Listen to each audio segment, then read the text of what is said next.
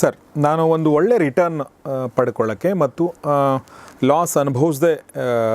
ಲಾಸ್ನ ತುಂಬ ಕಡಿಮೆ ಅನುಭವಿಸೋಕ್ಕೆ ಐಡಿಯಲಿ ಎಷ್ಟು ವರ್ಷಗಳ ಕಾಲ ನಾನು ಇನ್ವೆಸ್ಟೆಡ್ ಆಗಿರಬೇಕು ನಿಮ್ಮ ಪ್ರಕಾರ? ನಿಮ್ಮ ಪ್ರಶ್ನೆಗೆ ಉತ್ತರ ದೀರ್ಘಾವಧಿ ಅಂದರೆ ಎಷ್ಟು ಅಂತ, depending on your age, depending on your income. ನಿಮಗೆ ವಯಸ್ಸು ಈಗ 25 ಇದ್ದರೆ ನನ್ನ ಸಲಹೆ ರಿಟೈರ್ಮೆಂಟ್ 60, ಅಥವಾ ಅರ್ಲಿ ರಿಟೈರ್ಮೆಂಟ್ ಅಂತಂದರೆ ಒಂದು 50. ಮತ್ತು ನಿಮಗೆ ನಿಮ್ಮ ಹಣವನ್ನು ಹೂಡುವಿಕೆಯ ಶಕ್ತಿ 3000 ಇದ್ದರೆ ಸ್ವಲ್ಪ ರಿಟೈರ್ಮೆಂಟ್ ಲೇಟ್ ಆಗುತ್ತೆ. 5000 ಇದ್ದರೆ ಕಮ್ಮಿ ಆಗುತ್ತೆ. 15000 ಹಾಕ್ಕೊಂಡು ಹೋಗ್ತೀನಿ, ನನಗೆ ತಿಂಗಳಿಗೆ ಒಂದು 75,000 ಸಂಬಳ ಇದೆ ಅಂತಂದರೆ ಆವಾಗ 15000 ಹಾಕ್ಕೊಂಡು ಹೋಗ್ತೀನಿ ಅಂತಂದರೆ ರಿಟೈರ್ಮೆಂಟ್ ಪೀರಿಯಡ್ ಶಾರ್ಟ್ ಆಗುತ್ತೆ ಮತ್ತು ಅಲ್ಲಿವರೆಗೆ ಹಣ ಹಾಕಿದ್ರೆ ಸಾಕಾಗುತ್ತೆ. ಇದರಲ್ಲಿ ಇನ್ನೊಂದು ಸೇರಿಸ್ತೀನಿ, ಸ್ಟ್ಯಾಟಿಸ್ಟಿಕ್ಸ್. ಇದು ಸ್ಟ್ಯಾಟಿಸ್ಟಿಕ್ಸು, ನಮ್ಮ ಇಂಡಿಯನ್ ಸ್ಟಾಕ್ ಮಾರ್ಕೆಟ್ ಸ್ಟ್ಯಾಟಿಸ್ಟಿಕ್ಸು.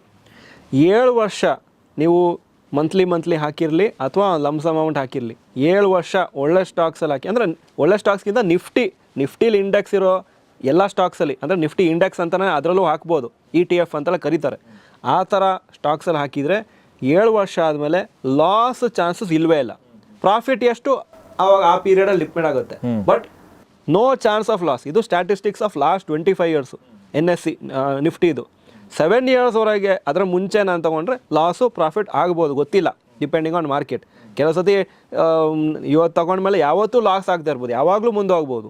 ಕೆಲವು ಸತಿ 2 ವರ್ಷವರೆಗೆ ನಿಮ್ಮ ಹಾಕಿದ ಅಮೌಂಟ್ ಅಲ್ಲಲ್ಲೇ ಇರ್ಬೋದು, ಸ್ವಲ್ಪ ಲಾಸಲ್ಲೇ ಇರ್ಬೋದು.